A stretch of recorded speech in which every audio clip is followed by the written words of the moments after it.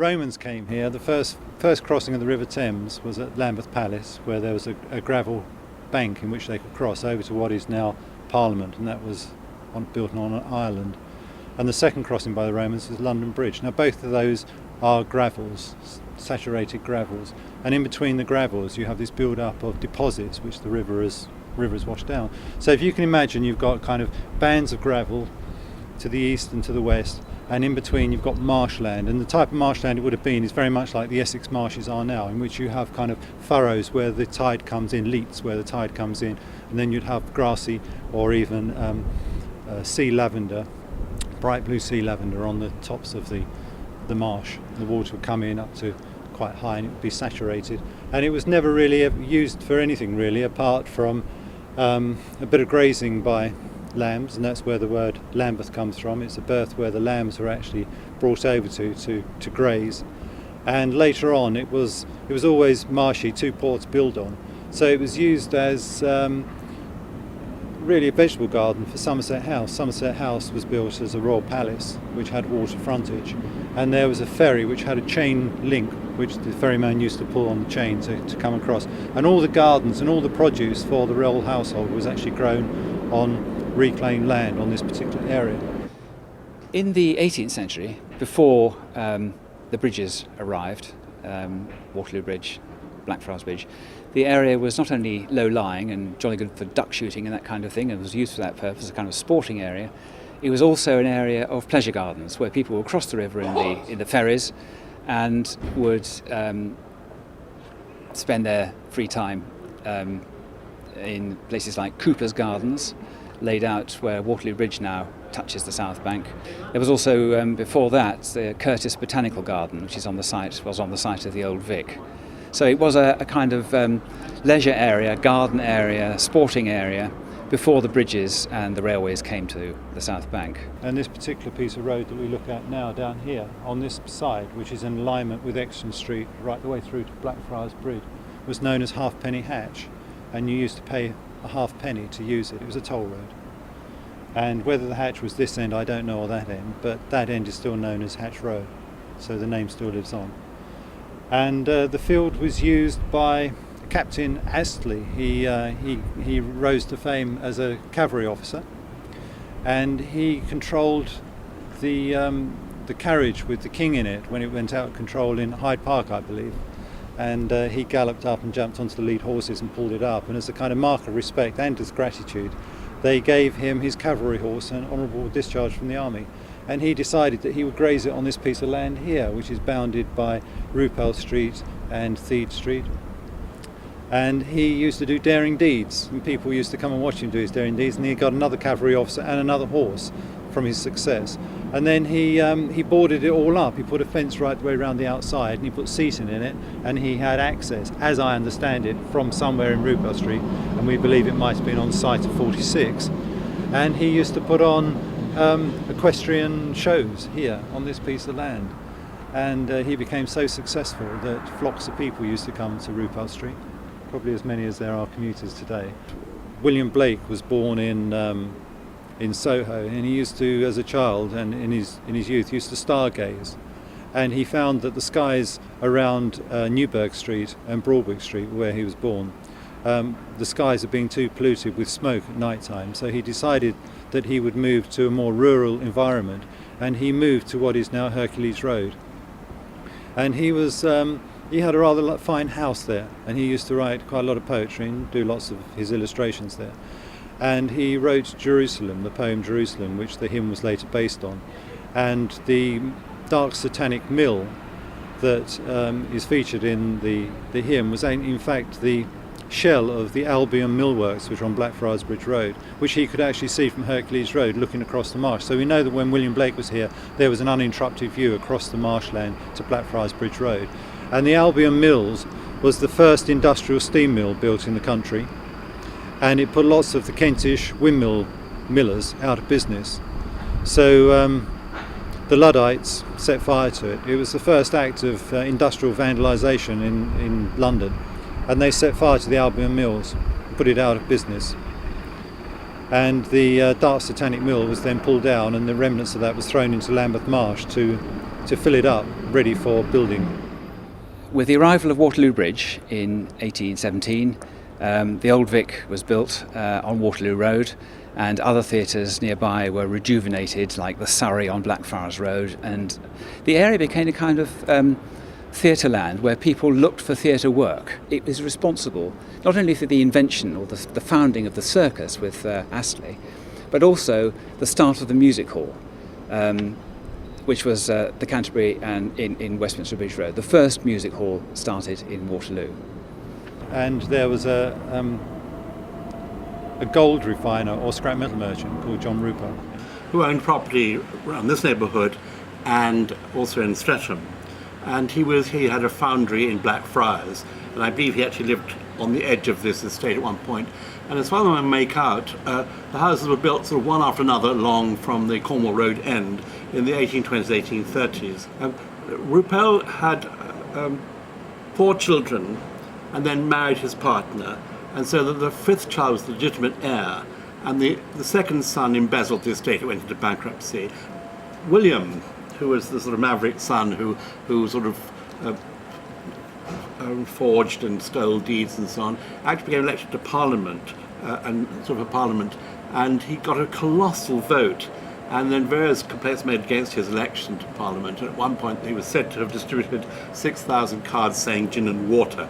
This is probably untrue, but basically he survived that inquiry. But subsequently it was discovered about his embezzlement and it came out that he was an embezzler and left Parliament and went abroad for a while, and did apparently come back occasionally, but basically went into exile. Well, I suppose really they were built for as artisan dwellings. They were fairly low-grade properties, but when they were built, they were fairly high in stature. I mean, they had ranges built into them. They had cast iron fire hobs, which were from a catalogue, which presumably would have been cast in around about 1780 to 1800. The timber was of fairly good quality. The deal panelling that's used throughout the house is of high quality. The people who actually lived here were, I believe, in the census of 1860, so they'd actually been built for some time, were people like milliners, hatters, cloak makers, glove makers, printers, compositors, typositors, carpenters. So people who had a trade, basically. Quite a lot of people were in the book trade, and across from Fleet Street to the publishing north of the Thames was publishing. People were book folders and compositors and craftsmen. So it would be artisans rather than low paid, and they particularly in publishing and print. So if you take, on this question of social composition, if you take the 1871 census and just take one house in Roupell Street, you have in the census 10 people noted. Now the head of the household, of one household, is a printer-compositor from Suffolk, Ipswich in Suffolk, and his wife. Then you have his niece, so you've got that little household. Another household in the same house, the head of the household is a house painter from Chelsea, and his wife and his brother, who's a schoolboy. And then they have a lodger who's what they call a book folder, working in the print. And then you have another, in the same house, another family, where the head of the family is a tailor, and he has his 2-year-old daughter. So you've got three or four families in one of those small houses, which nowadays are regarded as small for 1 or 2 people by modern standards, Parker Morris standards, as it were.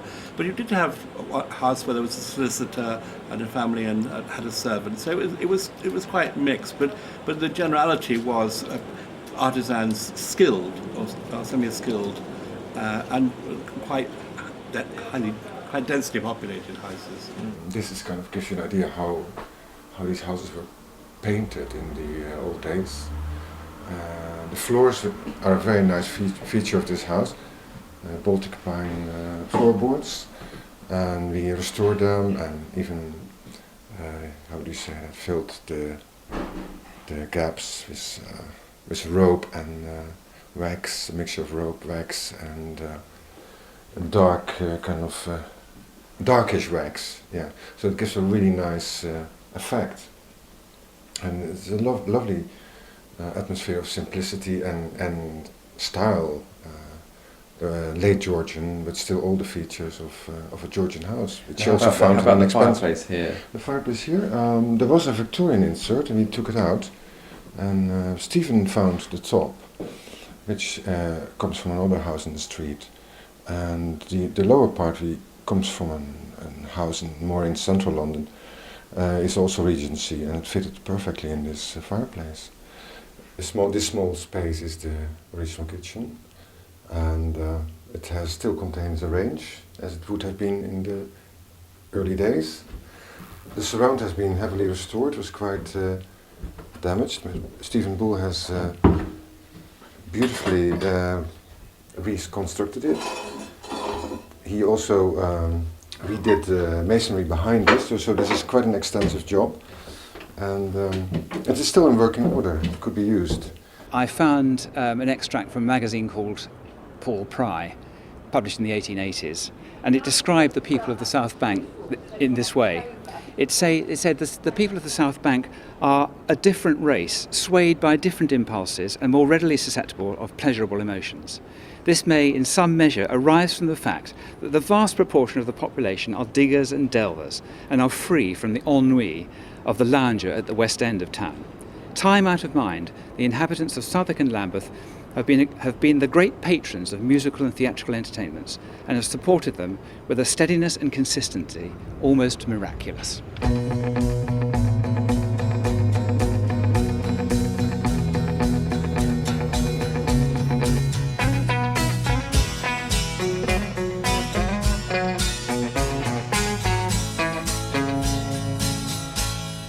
Dirty old river, must you keep rolling, flowing into the night? People so busy, make me feel dizzy, taxi lights shine so bright. But I don't need no friend, as long as I gaze on Waterloo sunset, I am in paradise. Every day I look at the world from my window. But chilly, chilly is the evening time. Waterloo sunset time. Waterloo sunset time. Well, the cut used to be a lovely market. You know what I mean? And then all of a sudden, and all the shops, I mean, there's only no shops down there. I mean, there's only kebab shops, Chinese shops, and God knows what there. Like we used to have like shoe shops, radio shops, and butchers and all that, all down the cut, this end. And then all sort of died out, and now it's all in the marsh, Lower Marsh, like, you know. And it's all finished now. No stores, no nothing. Most of the people I met were long established here, and what had moved in their whole lives through a very small radius. So Lily Taylor was one of my friends. She had been born in Windmill, married into Roupell Street, lived in Roupell Street all her life, then went into sheltered housing in Chatham Close. So her entire life was bounded by a few hundred metres, and there were quite a lot of kinship relatives, people who were relatives of either by blood or by marriage. And the house that I moved into, the family there with Chariots, and they married to the Cannings, who lived behind where Jenny Sutherland lived. So it was a very close-knit community with an element also of Italian Catholic immigration. That was one of the characteristics of it as well. There were a lot of people with Italian names, although very well established in Britain by then. The largest family were the Sellers. I don't know if they had 12 children. Definitely 10, 12 children. We had like 5 houses, our family down there. As I said, number 4, number 7, 16, 30, 68. That was like all my dad's family, like, you know what I mean? They all got all the houses, like, you know what I mean? Because Mr. Seller used to make ice cream, and they had the barrow at the end of Windmill Walk there. Yeah. Used to have a shed, and used to like do it by hand. I mean, this is going back them days when it's like they ain't got big machines now. I mean, to churn your milk over to make ice cream, like to put their milk, sugar, and whatever, like, you know what I mean, vanilla. They used to do it by hand and turn the churns, like, you know what I mean, keep going round and round and round and round until it got all thick and all that. I think, I'm not quite sure, but he was was the first sort of like Tony bells. Those Tony bells with the ding ding ding. He bought a converted, like not converted, a van. And then he thought the idea, if I cut a big hole out there, the side, I could make a thing inside to get the car in the van, put my canisters there and then drive. And that's what he done. And that was before Tony bells and all that. The ice company, oh dear, they used to have, that was all cobblestones, and they used to leave all their carts round there, but then they used to have great big, massive great big lumps of ice, it's about as big as that, I suppose, and they used to get it off with their hooks, like, you know, and if you stood there long enough, they'd give you a bit to suck. Because they were nearly all Italian and Portuguese, right? Mm-hmm. So in those days they had horses and carts. So the horses were all at this end of Brad Street, Arches, right? And they used to make the ice there. And there was one, he had to be English, Mr. Nash, I'll never forget, very, very nice man. And he was the one that used to serve Buckingham Palace. Oh. Oh yes, they had the royal coat of arms on his van, special horses. Just on his van? Oh yes, well he was the only one that was allowed to go to Buckingham Palace. And then at the bottom where the cake shop is, that used to be Boxall's house. You go and get your sweets and fags and all that. Then opposite there used to be the barber's, which it is now. That's never changed. It's funny because, like, you know, you think it's changed, but that has never changed, you know. We had a dairy which was on the first half of Roupell Street on Stephen's side, and the other. We had the pub. That's always been there because it was always called Bonce's years ago. Everybody called it Bonce's. It's never changed, that one. That pub has never changed. It's always been the same, but it's always been a family pub. You know what I mean? Where people go around, used to be random writer, or Bon, we used to call it, I don't know how that name come about, Bonces. But we never call it the King's Arms, it's Bonces. To all us, like, you know what I mean? Like I say, if I see Jack, I see his name Bonces, you know what I'm talking about. But if I said you go around the King's Arms, you go, where's that? Bonces. That was Mr. and Mrs. Bonce, and they had a daughter. And it was never called, it was mostly used again by the icemen, as they were called, right? And passers-by. You didn't have the passers-by that you've got today. Not in those days, no. You didn't. And a few of the local used to go in there, and their name was Bonce. And it was always Bonce, and that was that. So it was never called the King's Arms, never. Then on the other corner of like Windmill Walk, you had the florist. Years ago it used to be a bag wash shop where people used to take their washing in a bag. Not to a laundrette like, but to a bag. That was a bag wash shop. Then on the other side, it was a baker's, and he used to bake his own bread. Mr. Winchester, his name was. He was a great big fat man and a great big stomach. He only had one daughter, Hazel her name was, and he used to bake lovely bread. And Christmas time, all the mothers who'd made a Christmas pudding, they used to take the Christmas pudding in there and used to boil the Christmas pudding up for them. Then, because when you went up a bit further, you had the school. Then next to there was a Cooper's, it's really fruit and veg. The next door to that was a little tobacconist. And another dairy like, that was called Baldwin's, I think that was. And then there was the little alleyway that used to take you out into Brad Street.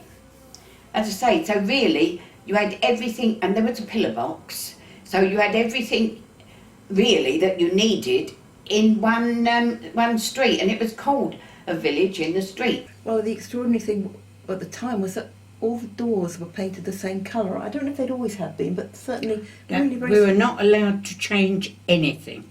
They were all what they call wood grain, and the fronts were done every 5 years, and the back every 7 years. But the doors had to be all the same. You could not change them at all. Yes, it was extraordinary. This street and the next street, all the same coloured doors. And Yeah. then another odd thing. Wood grain. They were wood grain. And then another very interesting thing was in the mornings. They still do, but there used to be more people going that way, and then in the evenings, all the people rushing back. But they were more impressive when they all wore uniforms. They wore dark suits and umbrellas and That's briefcases. It was That's just an right. amazing sight, wasn't it? It was, yeah, yeah. Well, we used to have little gangs. I don't know, like, it was a look like the Roupell Street gang. Then Peabody Buildings used to have their gang, and but buildings used to have their little gangs. And you had the little rucks, you know what I mean? Because they used to come around and go, oh, we're, so yeah, all right. And then we used to have little battles with them. We used to play knock down ginger and all that, and like, you know, knock and run, you know what I mean, all that go. And they used to come out, oh, I'll give you some of that, like, you know what I mean? But that was when you was kids, like, you know what I mean? But other than that, it was, all the neighbours was good, you know what I mean? Because everyone used to help each other and all that, like, if you was in trouble. And once you moved into Roupell Street, you never moved out again until you were more or less carried out. You never kept moving about, you know. And of course, as I say, everybody knew everybody. And it was, what can I say, well, they always used to say years ago, they used to call it the White Curtain Street. And they said if you lived in Roupell Street, you was always thought to have some money. Because you couldn't get a tenancy unless you had to have 3 references. 6 months in advance rent. That'd be a lot. 6 months in advance rent. Gosh. Right? So there weren't the amount of people that could afford that. In those days, which I was not here then, before the war, they had shutters. All the houses had wooden shutters, which must have been quite nice actually. They took them down after the war, and again the reason, some people, instead of looking after them, they just let them go. And of course with time, weather and everything else, and not only that, they were still, well, painted in the wood grain.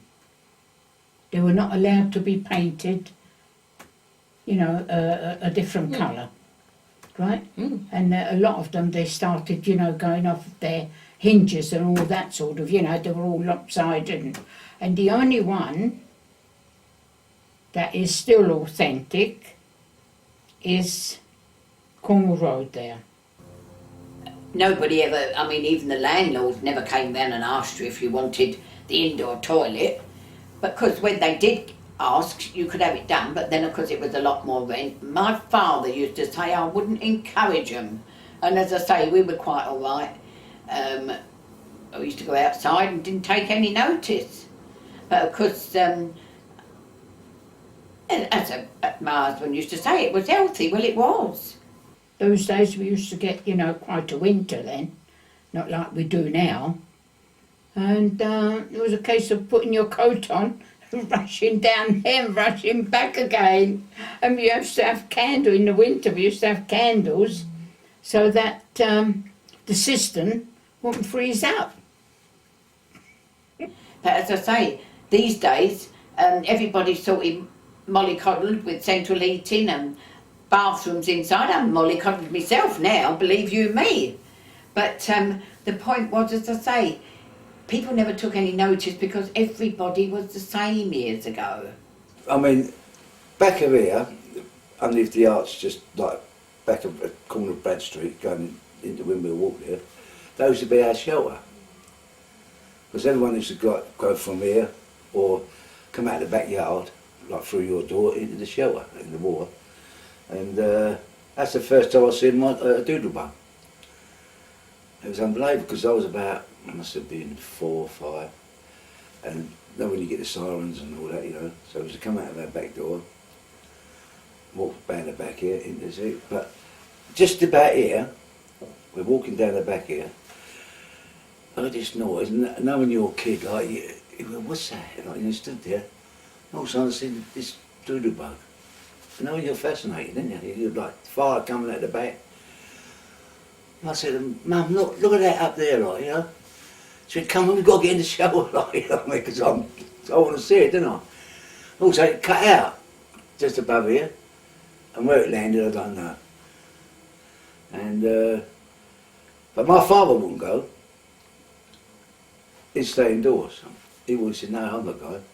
He said, go on, you take him down there and his baby sisters. He had 5 of us because my baby sister's just born. And that was it. But my father wouldn't. He used to have a few friends who used to come in and just play dice on the floor. Gamble. But that was the life, like, round here. They used to have your gamblers and everything round it, like, you know what I mean? I mean, especially my family, there was Gamblers Anonymous. Oh, frightening you. Them days. Not about now, them days. This house was occupied by Lily Finch, I believe her name was, and the garden was completely occupied with an air raid shelter, and the air raid shelter, as I say, took up most of the garden. And when we cleared it out, and the cellar, we came across these various items. Now this is a gas mask for an adult, presumably for the mother, to be worn presumably in the air raid shelter that was built in the garden. And this is the gas mask for her baby, which would go in here and then have a ventilator. For anybody who's had to put their child in something like this, I think it must be pretty horrendous. And of course we heard this terrible, we knew something had gone because of the actual noise, and also the ground was shaking. So of course all the men, they rushed out to have a look, and they couldn't see anything except a load of dust and smoke. And of course my uncle came running because he got thrown out of bed. He got thrown out of bed, you see. And he came round and we said, you know, so he said, the Gittins and can't remember their names now. Anyway, Gittins number 23, then there was number 27, 29 and 31. But 27 and 29, that was the, and that was, well, it was a miracle, because the 2 daughters, well, the eldest one, Eva, she was married to an officer in the Navy, and as it happened, his boat had pulled in at the what's the name? The River Thames there, right? The boat. And of course, all the boys, he said, come on, he said, we'll go, I'll take you to my in-law and we'll have a party. And the house, that was 27, right? The house was absolutely, apparently, we were in a shelter, so, but we knew they were coming because they told us.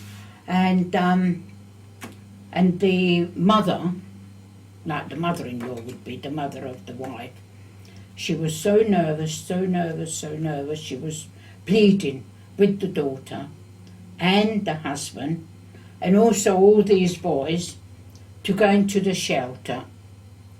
And she was so bad that to pacify her, they went to the shelter.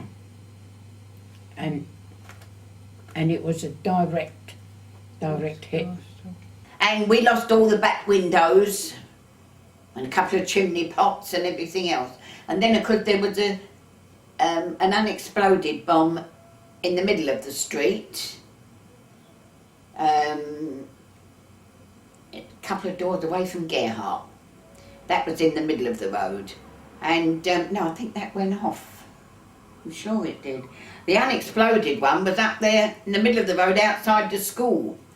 We came across a homemade army tank with movable gun, which must have been Lily's son's toy, along with his homemade machine gun. That's my mother, Mrs. Short. That's Mrs. Duckfield. She lived at number 42. 43 she lived. And that was the Italian woman. She lived at number 45. She had 3 children. And that's 46, where Stephen lives now. This was where I lived there. They're whitening the curb because when the blackout was on, there was no lights in the street. So they got a bucket of whitewash and they're doing all the curb along. I think they came right up here as well to the lamppost, and to make it so as the cars or wherever it was could see that that was where the curb was, because it was very, very dark naturally. Yeah, we had the first party was King George V and Queen Mary's. Right, and what they used to do, close this part of the street there, and the whole of that to Theed Street, and that was for the children, and the mothers used to bake cakes and so on and so forth, and because then we had quite a number of children, and we used to have a party there. Then we had King George VI's coronation. What did we have? Well, we had VE Day, VJ Day, the Queen's accession to the throne. The effect of the 1951 Festival of Britain was profound. It showed that there could be fun developments, nice things happening on the South Bank, not just civic, rather boring things. And it was more community orientated. And that has provided the basis for development since then. We've got the National Theatre, we've got the National Film Theatre, various things like that were in the 1953 plan.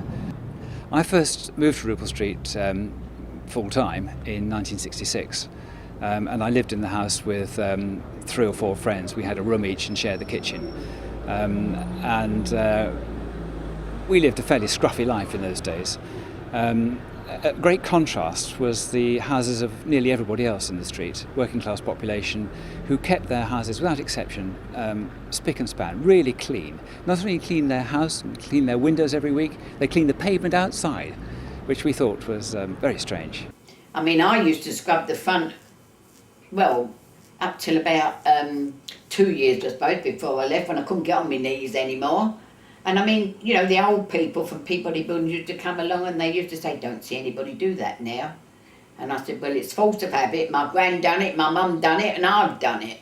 In the morning when we used to go to school, there'd be all the mothers out with buckets and scrubbing their bit and cleaning the door and yeah, when I came back from being elected, I'm rarely out at 3 o'clock in the morning, but I was at the Lambeth Council once, and when I came back from being the count at about 3 o'clock in the morning, or 4 o'clock in the morning, there was on the doorstep already cleaning the brasses and getting the stick red. 4 o'clock, yeah. Very alive it was. I mean, I came to have a look, and then very politely I went next door saying I had got this house and I was going to live here, and hello, my name is Josephine, stuff like that.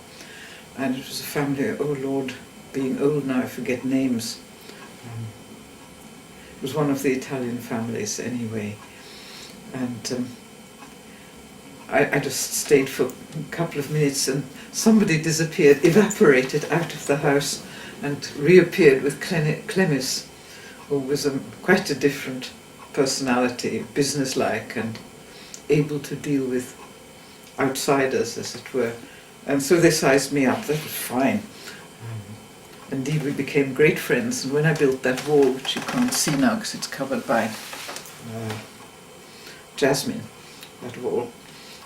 I left a hole in the middle so that, what was her name? Oh, her name was Maria, wasn't it? Mary. And I could talk through it, and whenever she was cooking or something, a little bit would appear through. I was always very fond of Waterloo Bridge myself. You know, I thought the view from there was so superb. And one day we saw an advertisement in the paper. First my husband came because he was working the other side of the river, and he came home and said he won't like it. It's like the north, back to back practically. You know, I mean, he had a very bad impression, but I thought, well, I will have a look for myself. And I came, we came, because the house for sale was just at the back here in Whittlesey Street, and the builders were in it. And it was just finished, beautifully white and new and attractive. And straight away, I thought, and I liked the whole situation, the whole enclosure of this, you know. It was like a little oasis in London. And so, of course, we were told that there could be another one in Roupell Street, which was also a nice little street. And we just came, saw it, and that was it. Love at first sight. They were making films here when I was first here, so I don't know when they actually started. They don't now make it in my bit of the street. Yes, they do sometimes. It's not as spectacular as it used to be. They used to like this bit. This must have been 75, 76, 77, when they used it for upstairs, downstairs. And in the mornings I sit at my desk there, usually. And then you'd hear a great shower horse going, and then it would clomp, clomp, clomp past, and dry ice would rise in clouds, and sort of shouts instructions and things, and they'd settle down again, and then they would take the horse right round the block, and then they'd do another take again. Right. Now, when I moved in the 1970s, it was already quite a mixed community in the sense that people were new tenants, people house sharing, and you had people who were working at the GLC, for example, Bernice Spain, after whom the gardens are named. People coming in who lodged here because it was near the Old Vic, and people who worked in the theatre, to actors, etc. So you had a sort of mix of that, plus the established old community who were rooted here. And that worked quite well. There wasn't a sort of big gap because everyone was in fact a tenant. When people were coming in who were better off, as people were buying in, I think it began to break down a bit. I don't think there was quite the same affinity between the long-established residential community and the newcomers. And you had people whom it was a second home; it wasn't even their primary home. And so that was a more significant change, I think, than the question of sort of young actors and etc. coming in, or artists, and people who were on very low incomes and were open and mixed well with their neighbours, and were very friendly with their neighbours. And then Residents Association was formed because there was a property company trying to winkle out tenants, and it was formed to protect them and their interests. And it's always been something which I personally have felt very strongly about in the past. And I suppose really it came to light when I first understood the implications of the Landlord and Tenant Act, which I believe was brought in the 1970s. Up until that time, the properties which were rented from the owner of the estate, which was Swordheath Properties, had a hereditary tenancy, which meant that you could pass the tenancy on to your children. And the new Landlord and Tenant Act that came in the 1970s stopped that, and it meant that if you wished to take on the tenancy of a property in Roupell Street, you had to have a new tenancy agreement drawn up, and a market value rent had to be recorded. And that all seems absolutely fine, and I'm sure everyone would say, well, how sensible. But in the example we had with Peggy at number 35 Roupell Street, we had a situation where she had lived in the house since a child with her mother, Mrs. Etherington, I believe her name was, and she looked after and nursed her until her death. And it wasn't until her death they realised that they needed to change over the tenancy. And And one Christmas, she had a letter through from the landlord, Swordheath Properties, and they said that we'll willingly issue you with a new tenancy agreement, but the rent, instead of being, for example, £1,000 a year, would be £10,000 a year. It was a ridiculous increase. You couldn't possibly afford to pay. You know, if you were a single person living on your own and you had your dependents in the house with you as well, it was completely a ridiculous situation. And we employed solicitors to look at the case on her behalf, and in the end the best solution that Lyra could come up with, and the efforts that we made, were to get Peggy rehoused in the Oxo Tower, which was a new development which was being built by the Coin Street builders, and that's what we managed to do. And that house then went on the market, and I think Gerhardt bought the property, and it was redeveloped and to a very high standard, and it was a successful outcome. But it was one of these things where it wasn't until that moment I realised the true problem that a number of these tenants do have. Well, in 1993, I got a phone call from Paul and said, oh, you know, Liz, she wants to sell the bakery, it's not doing particularly well, and they needed cash because there was a cash flow problem, and also the Jubilee line was about to be built, and opposite the shop was going to be a building site, and I think they were actually really scared that the whole shop will fall into the pit for the Jubilee line. So I took a look at it, and I thought, well, the kitchen's great, the location's great, and I sort of went in with my concept, which was like Conditor and Cook. And I mean, I took it like a step up. I went sort of up market with it. Beforehand it was quite cheap, nasty really. And I felt the people of the South Bank deserved sort of like kind of shopping standard that you normally get in the West End. And so that was the beginning of it.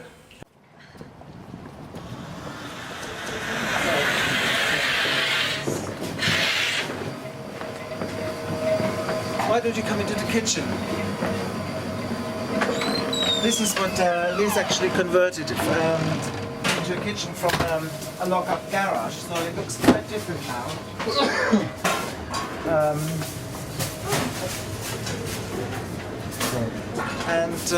Yeah, so 8 people working here.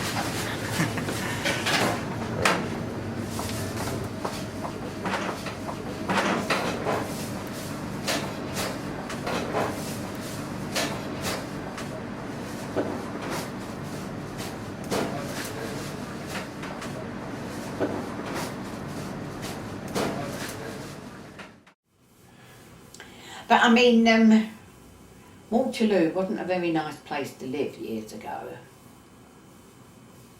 Why not? Wasn't, because you used to have a lot of prostitutes around here because of the Union Jack Club. The entrance to the Union Jack Club used to be in Waterloo Road, right opposite the station. And of course years ago they all wore uniforms, the sailors and the soldiers and the airmen. I mean, they're not allowed to wear their uniforms out now, but they did. And that's why it created, ever such a lot of prostitutes. I know Em makes me laugh. She says, my dad used to say to me, don't you dare walk down Waterloo Road. I said, well, I never used to tell anyone I lived at Waterloo. There you are. You wouldn't believe, nobody believes us, but that is the truth. I said, now they say it's an up-and-coming area and everyone wants to live here, but years ago I never told anyone I lived at Waterloo. A friend of mine, she lives in Peabody Buildings. Her dad used to smoke the haddocks and everything in Brad Street, he did, and she says, I used to tell everybody I lived at Blackfriars. No, that's the truth, you wouldn't believe that.